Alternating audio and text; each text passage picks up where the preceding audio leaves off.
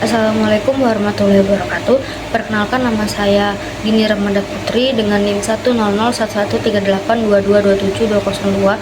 Video ini saya buat untuk memenuhi tugas mata kuliah saya, yaitu organisasi manajemen atau tugas remedial organisasi manajemen.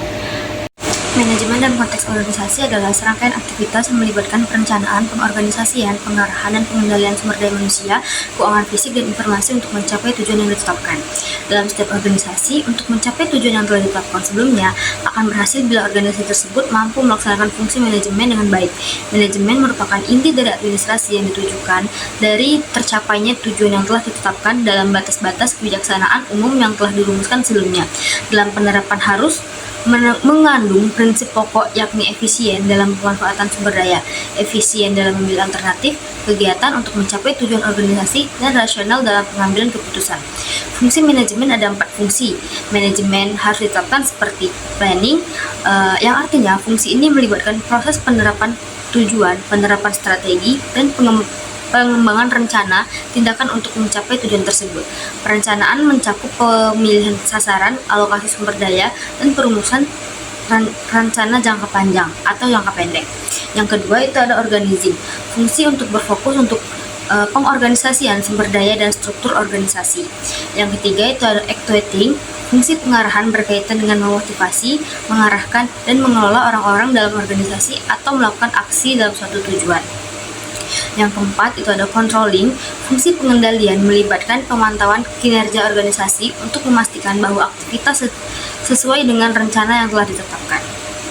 Dari keempat fungsi tersebut, saya akan memberikan contoh penerapan yang sudah saya dapatkan dari jurnal yang berjudul Penerapan Fungsi Manajemen pada Pelaksanaan Standar Pelayanan Minimal Penderita Hipertensi. Tujuan penelitian ini untuk mengetahui pelaksanaan fungsi manajemen dalam pelaksanaan standar pelayanan minimal penderita hipertensi. Ini menggunakan jenis penelitian kualitatif dengan rancangan studi kasus atau case study dan bersifat deskriptif. Penelitian ini dilaksanakan di Puskesmas Juwiring pada bulan November 2021 hingga Januari 2022. Penelitian ini menganalisis penerapan fungsi manajemen pada pelaksanaan standar minimal penderita hipertensi di Puskesmas Juwiring, Kabupaten Klaten. Berdasarkan hasil penelitian yang dilaksanakan di Puskesmas Juwiring pada proses perencanaan pembunuhan dan standar minimal penderita hipertensi, dimulai dengan merencanakan sumber daya manusia kesehatan yang terlibat pada program Posbindu PTM dan Prolanis, merencanakan anggaran atau dana yang digunakan untuk melaksanakan program-program Posbindu PTM dan Polanis, merencanakan tempat dan waktu kegiatan program, serta merencanakan alternatif tindakan apabila rencana tidak terlaksana. Perencanaan waktu dan tempat yaitu dari Puskesmas tidak menetapkannya, namun setiap desa diwajibkan untuk melaksanakan kegiatan Posbindu PTM minimal sebulan sekali. Perencanaan waktu dan tempat dilaksanakan oleh ibu-ibu kader sesuai kesepakatan ibu-ibu kader dan ketersediaan tempat Posbindu PTM. Berdasarkan hasil penelitian di Puskesmas Juwiring dalam fungsi manajemen pengorganisasian sebagai besar sudah sesuai dengan teori-teori tersebut.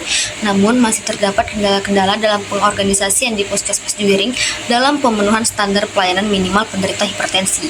Sistem pengorganisasian dalam pemenuhan standar pelayanan minimal penderita hipertensi yaitu menunjukkan penanggung jawab program Posbindu PTM dan Prolanis menggunakan SK yang diberikan oleh Kepala Puskesmas dan sudah menerapkan pembagian kerja pada pelaksana program meskipun masih terdapat kendala, terdapat beban ganda atau peran ganda pada pegawai Puskesmas Juwiring, terutama pada pegawai yang melaksanakan program-program hipertensi.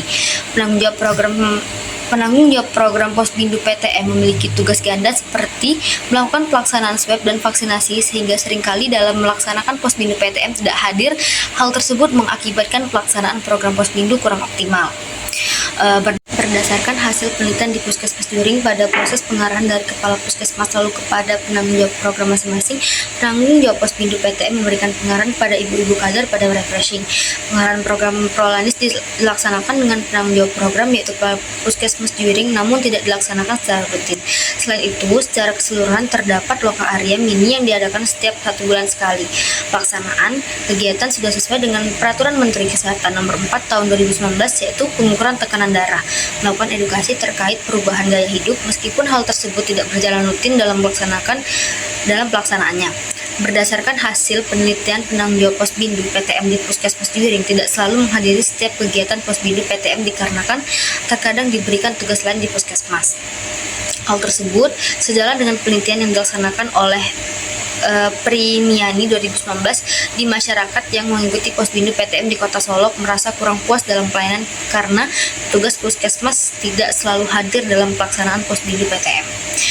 Yang terakhir yaitu berdasarkan hasil wawancara dengan informan utama dan informan regulasi terkait capaian kinerja standar pelayanan minimal penderita hipertensi di Puskesmas Juwiring selama pandemi ini turun. Hal tersebut dikarenakan masih kurang optimalnya jejaring dan pelaksanaan program-program untuk pemenuhan standar pelaksanaan minimal penderita hipertensi pada masa pandemi COVID-19. Pada proses pengawasan dan pengendalian terdapat kendala. Kendala tersebut yaitu pengawasan dan pengendalian dari Dinas Kesehatan hanya via elektronik menggunakan laporan pelaksanaan program Posbindu PTM dan Polaronis yang terkendala sehingga evaluasi dan monitoring tidak berjalan dengan rutin. Demikianlah video yang dapat saya sampaikan. Saya akhiri. Wassalamualaikum warahmatullahi wabarakatuh.